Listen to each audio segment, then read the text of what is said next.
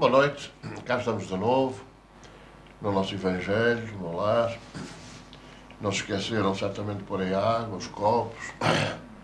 Vamos passar um bocadinho pensando em Jesus, sintonizando com Ele, procurando refletir sobre a sua mensagem. Vamos então cantar uma canção para começar o nosso Evangelho de hoje.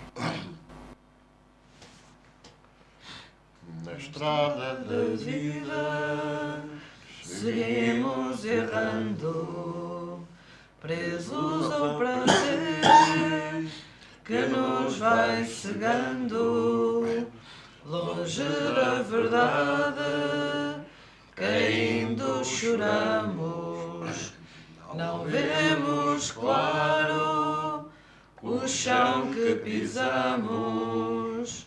Nós somos teus filhos, Senhor, e em contrição pedimos-te amor, pedimos perdão. Queremos vencer, Senhor, a paz espalhar, como peregrinos para ti caminhar, na grande subida que a ti conduz. Vemos nosso irmão caído sem luz, queremos levantá-lo, ajudar sua cruz, ensiná-lo a amar como fez Jesus. Nós somos teus filhos, Senhor, e em contrição pedimos-te amor, pedimos perdão. Queremos vencer, Senhor, a paz espalhar, como peregrinos para ti caminhar. É longa a jornada, muitos os tormentos, difícil esquecer, calar os lamentos. Estamos tentando mudar de conduta, limar os defeitos, vencer nossa luta. Nós somos teus filhos, Senhor, e em contrição pedimos-te amor, pedimos perdão. Queremos vencer, Senhor, a paz espalhar, como peregrinos para ti caminhar. Senhor Jesus, vamos pedir nesta noite, permitas uma vez mais que estejam connosco, os nossos familiares que partiram, aqueles que nos querem bem, mas também aqueles que eventualmente tenham alguma ideia negativa contra nós, alguma opinião desfavorável, que possam estar connosco, envolvidos neste ambiente da paz e serenidade, e encontrar um definitivo para caminharem também para ti. Mas também, Senhor, te pedimos que estejam connosco todos aqueles que foram nossos amigos, e também, se necessário, aqueles que precisem de auxílio, de envolvimento, de paz e de amor. Abençoa o nosso Evangelho de hoje, Senhor.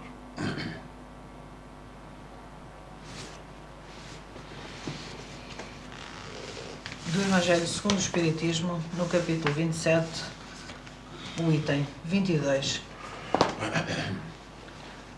Maneira de orar.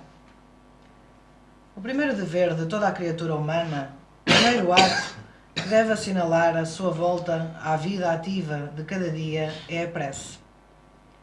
Quase todos vós orais, mas como poucos sabem orar.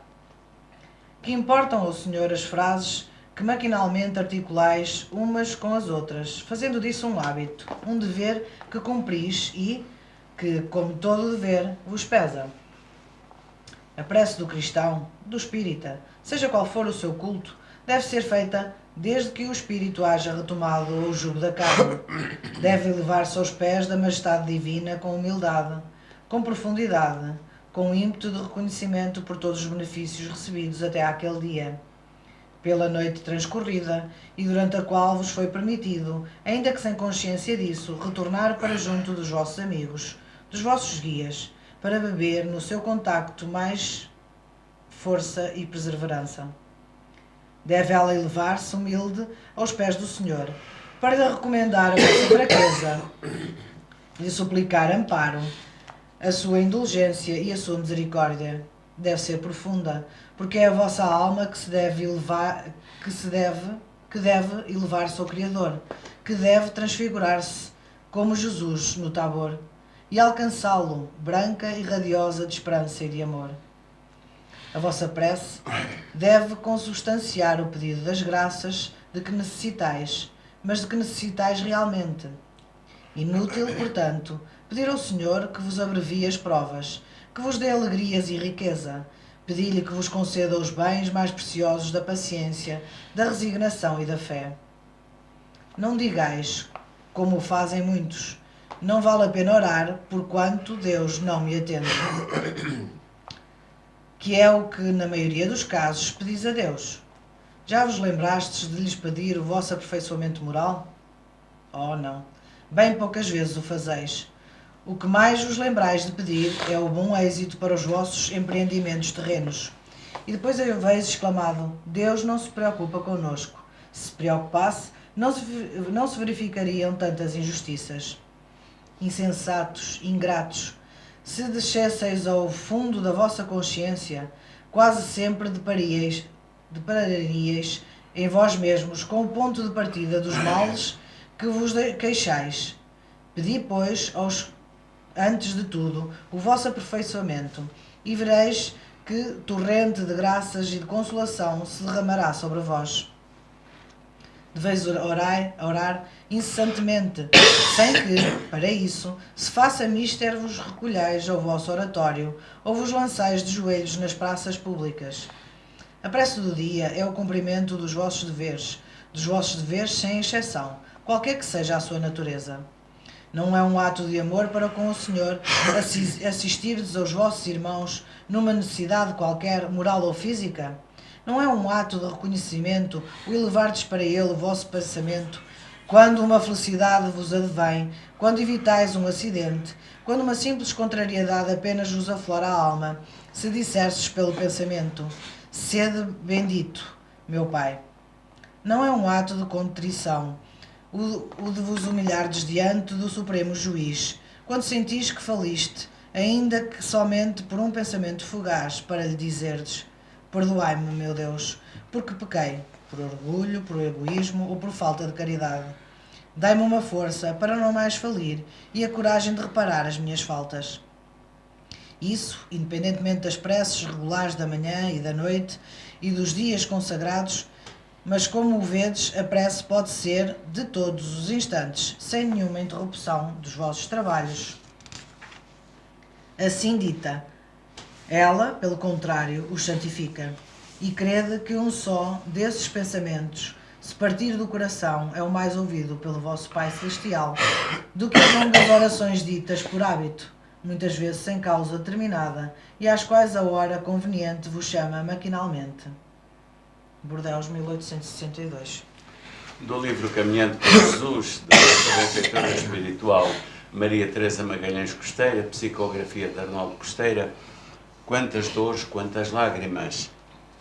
Realmente só a reencarnação pode consolar aqueles que sofrem a perda de entes queridos. De outra forma, considerando os conceitos alimentados por religiosos preguiçosos que não raciocinam sobre a justiça de Deus, a dor continuará a fazer revoltar aqueles que vêm partir os seus entes queridos, e muito mais quando aqueles que deixam a terra são crianças ou jovens. Mas porque esperamos para mostrar que acreditamos de facto na bondade e justiça divinas, porque não agimos de acordo com as orientações daqueles a quem seguimos e que tantas vezes brotam do nosso íntimo sem sequer sabermos explicar como nasce essa vontade. O ciclo de crença cega está a chegar ao fim. As dores precisam de ser explicadas com determinação e amor. Deus não é ser mau e julgador, mas sim o Criador bom e misericordioso. Tudo o que nos acontece fica a dever-se aos nossos próprios erros, à necessidade de pagarmos as nossas dívidas para com a lei. Qual a razão para que se parta de uma forma que dizemos prematura? Quantos de nós desprezamos os cuidados com a nossa vida? Quantos prevaricamos contra nós próprios? Quantos fazemos mal ao nosso corpo? Quantos, por essa razão, vemos surgir doenças que poderiam ser evitadas, encurtando dessa forma a nossa permanência na Terra, desaproveitando as oportunidades que nos vão sendo dadas? Como recuperar esses anos que roubamos à lei? Certamente que teremos que repor o que roubamos, o que tiramos, e isso só voltando à Terra para completar os anos perdidos. Daí que muitos partam cedo, pois que apenas repuseram o tempo perdido. O suicida pratica claramente esse crime, como o homicida o faz em relação a terceiros. E a lei obriga aqueles que retiram tempo à vida do seu corpo, mas também aos que o fazem em relação aos outros, a saldarem essa dívida. Cuida, pois, desse teu jardim, para que te não venhas a defrontar com o peso de consciência por não teres aproveitado a oportunidade que Deus te concedeu para avançares um pouco mais na escada evolutiva. E não lamentes, não murmures contra Deus, mas antes ora, envolve aqueles que partem em vibrações de paz e harmonia, para que eles compreendam rapidamente que Deus lhes permitirá voltar para retomarem a caminhada. O nosso Evangelho de hoje continua nesse capítulo da prece, o esclarecimento da prece, e que antecede exatamente o último capítulo do Evangelho segundo o Espiritismo, sobre as preces que Allan Kardec colocou nesse final, para que as pessoas tenham mais dificuldade em saber como orar, em saber como se dirigir a Deus, ou possam fazer com alguma alavanca, alguma forma de auxiliar essa meditação ou essa reflexão com o Criador. Nestas duas leituras que nós ouvimos aqui fazer, da prece e desta ligação com os entes queridos que partem e sem pararem, nós fazemos sempre questão no início do nosso Evangelho, na prece de abertura, pedimos a presença, que Deus permita a presença dos nossos familiares que partiram, eventualmente amigos ou até pessoas que necessitem de uma palavra de abertura para aquilo que é a verdade que liberta. Nós temos feito algum comentário, alguma orientação, aliás, os últimos evangelhos têm andado à volta desta questão da prece. Nós temos que ter a noção do que é que a gente pede e temos que ter a capacidade de discernimento sobre aquilo que é bom e que não é bom. Eu penso que muitos daqueles que comungam connosco hoje estas vibrações, esta reunião, terão ouvido há não há muito tempo uma reportagem na televisão a propósito da mãe de uma das vítimas de uma tragédia que ocorreu aqui na Beira Alta, uns assassinatos enfim, de umas pessoas aparentemente inocentes, e digamos aparentemente inocentes porque no ciclo de reencarnações nós temos muitas dívidas do passado para saldar, não sabemos como é que às vezes chega essa reparação. Mas a mãe de uma das vítimas, de uma das jovens, que ia até para uma consulta para Coimbra para poder ter a possibilidade de ter filhos. Perdão. E a mãe dizia, a propósito de uma pergunta que foi dirigida pela comunicação social, que já não acreditava em Deus, que Deus não tinha feito nada para que a filha não morresse, e, portanto, que tinha desligado completamente da religiosidade, completamente de Deus. Porquê é que isto se acontece? Aquela mãe que poderia, naquela oportunidade, elevar o seu pensamento a Deus e pedir que a sua filha, que é a alma, com certeza que é o espírito, tivesse paz, tivesse serenidade, encontrasse um caminho de esperança. Não, limitou-se a dizer que não acreditava em nada e, portanto, não acreditava em Deus e estava revoltada e que não queria saber nada dessas coisas. Porquê é que isto acontece? Porque nós não fomos, de facto, preparados para sentir a verdade da morte, para sentir a verdade daquilo que continua no reino que Jesus prometeu. E como não fomos, enfim, preparados para isso, e fomos apenas orientados para essa questão, ou Deus faz aquilo que a gente quer, ou a gente não quer saber mais nada de Deus, não é? E não saber, ou não querer saber os porquê das coisas, porque é que as coisas acontecem, dá este afastamento, e dá um afastamento cada vez maior da religiosidade, que deveria ser um ponto de honra na nossa vida. Porque nós não entendemos bem aquilo que é o caminho para nos religarmos com Deus e, portanto, como não entendemos, há primeiro obstáculo que nos coloca na vida, a gente afasta-se, por isso simplesmente zanga-se. Como se Deus estivesse agora muito preocupado lá onde se encontra, não é? Que ninguém sabe onde é, muitas vezes porque Ele está dentro de nós e a gente não o conhece. Não está muito preocupado com os nossos aborrecimentos. Aí agora vai ficar muito preocupado porque eu cortei relações com ele, porque ele não fez aquilo que eu queria. É bom que nós percebamos porque é que as coisas acontecem, para até nos situarmos nessa grandiosidade que é a essência de Deus, que é o nosso Criador. Porque é que uma pessoa chega a uma determinada altura e tem que partir? Chegou a sua hora e tem que partir. Ou porque é que alguém que não parte, mas fica com uma doença grave, fica com problemas difíceis, fica na solidão, fica no desespero? É essa questão que nós deveríamos ponderar e tentar compreender. Quando nós vamos ao Evangelho e ver esse conselho que Jesus dá, procura e acharás. Bata à porta e ela se abrirá. Quando nós vemos estes sinais de trabalho nosso e pessoal, nós não entendemos assim. Porque a maior parte, a esmagadora maioria, agora vamos falar dos cristãos, nem sequer percebe ou compreende o que é isso de bater à porta para que ela se abra, ou de procurar ou buscar para acharmos a realidade das coisas. Porque nós não fomos habituados a meditar sobre isso. Porque é que nós fazemos uma vida de qualquer forma, sem qualquer preocupação de moralização, crentes que no final, no último momento da nossa vida, bastará um arrependimento às vezes, que é, na maior parte das vezes, de ansiedade e de medo, porque ao prestar contas a Deus no juízo final, pensamos nós, ou é a maior parte pensar assim, é bom que a gente se reconcilie, que mostre que está arrependido, porque senão, no dia seguinte, quando nos apresentamos ao altar, não temos nenhuma oferta para levar ao altar e podemos ser condenados em juízo ao fogo do inferno. Porquê? Porque são coisas que nos foram intuídas e que nós não refletimos sobre elas. Mas já lá vai o tempo.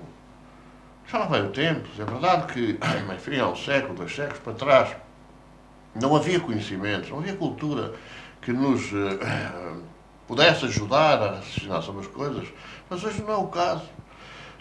90%, sei lá, é mais, é muito, vamos falar menos, 50% dos católicos hoje, quando se lhe fala em reencarnação, dizem, nós acreditamos. Eu acredito na reencarnação. Mas é um dogma da Igreja, a reencarnação não existe. Mas há um sentido íntimo cada vez mais arraigado nas pessoas de que, de facto, há qualquer coisa que nós já tivemos antes e há alguma coisa que nos espera depois. Há esse sentido de justiça divina. Então, porquê é que a gente não procura refletir sobre as coisas? Se já existíamos antes e estamos para pagar as dívidas, este sofrimento, porquê é que será?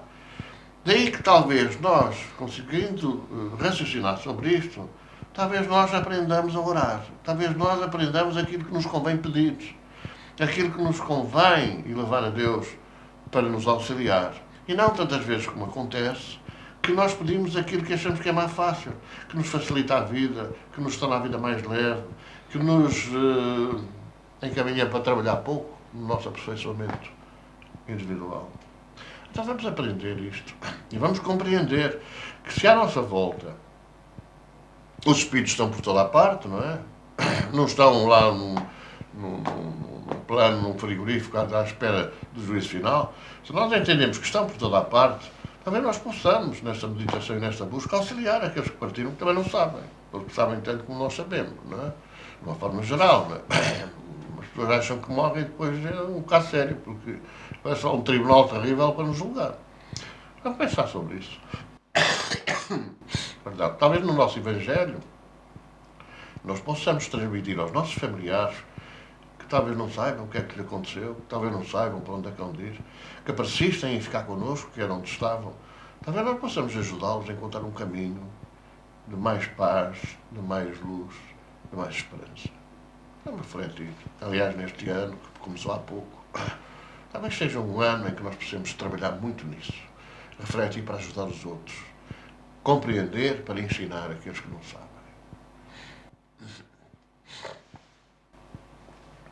Então, vamos entrar nesta parte final. Queria lembrar de novo que o Evangelho não é um tempo limitado. Aqui, com certeza, que nós temos este tempo de reflexão para que ajudar todos aqueles que fazem o Evangelho no lar. Agora, esta parte, nós vamos lembrar que também há outras famílias que nem sequer ouviram falar de Jesus, nem querem. Estão zangadas com Jesus. Algumas até pensam esse Deus terrível que é Jesus não existe, porque nós temos muitos problemas, muitas dificuldades e Ele não nos atende. Então há tanta família em sofrimento, em desestruturação, que vamos lembrar delas fazendo a nossa prece.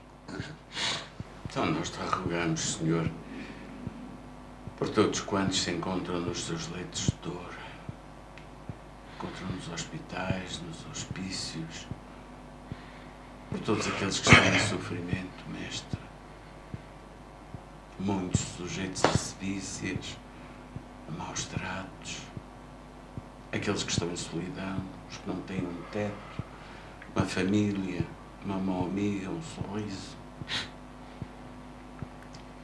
Por todos esses, por quem o fardo da jornada é pesado, é por eles que te pedimos, Senhor. Pelas crianças, órfãs, sujeitas, muitas delas, à pedofilia, pelos velhinhos, esquecidos, abandonados, por todos eles, Mestre. Te rogamos nesta noite, com a tua paz, a tua luz e o teu amor, a todos possam envolver, que assim seja.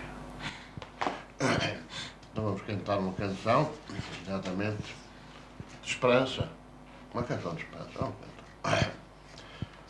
Cruzando a Galileia ou em Jerusalém, e em toda a Judeia Jesus falou do além. Andando sobre a areia, ele ensinou assim: perdoa os inimigos se me queres amar a mim. E um dia encontrarás no meu reino de amor toda a felicidade que fará esquecer a dor. Tu que vives sem esperança, sedento de paz e amor, nem te surge a lembrança o socorro do Senhor. Vem lembrar connosco, irmão, a boa nova que traz luz, e juntos seguiremos ao encontro de Jesus. Cruzando a Galileia ou em Jerusalém, e em toda a Judeia Jesus falou do além. Andando sobre a areia, ele ensinou assim: perdoa os inimigos se me queres amar a mim. E um dia encontrarás no meu reino de amor toda a felicidade que fará esquecer a dor. A mensagem que ensinou ao povo que tanto sofria, o vento do amor levou.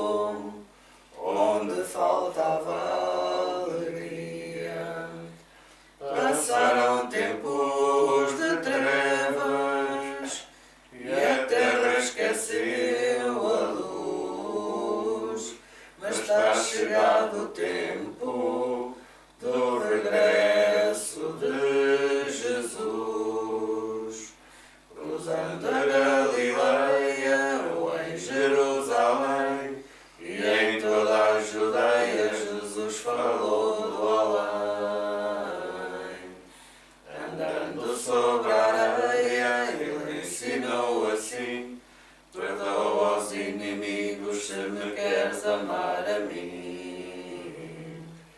E um dia encontrarás no meu reino de amor toda a felicidade que te fará esquecer a dor.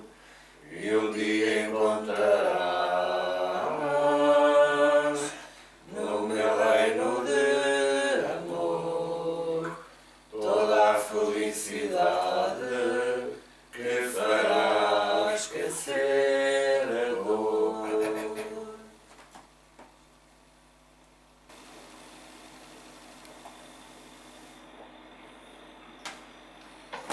Chegamos ao final.